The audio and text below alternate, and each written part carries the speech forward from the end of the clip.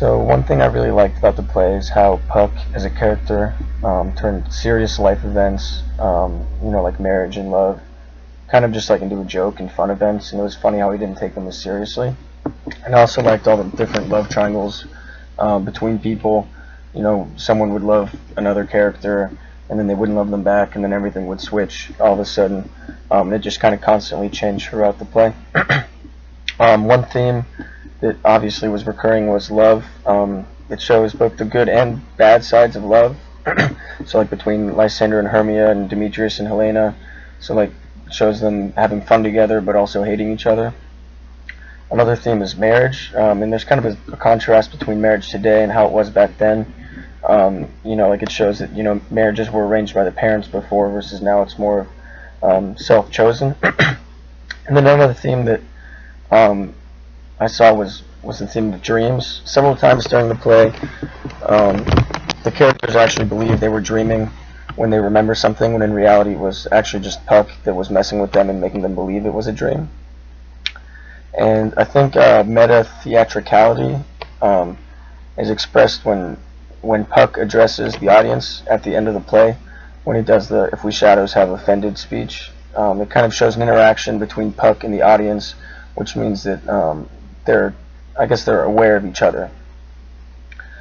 And then in the mortal world, there's definitely a difference in social standing between men and women, as is shown in the play. The men get to pick and to decide who they're going to marry, and then also Hermia's father threatens to kill her if she doesn't marry Demetrius, which would never happen today.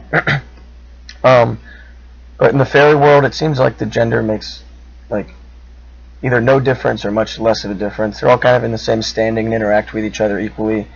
And in reference to the cross-casting, there's a couple different things. Number one, it might confuse the audience a little bit and make it hard to tell who's women, or who's a woman, who's a man.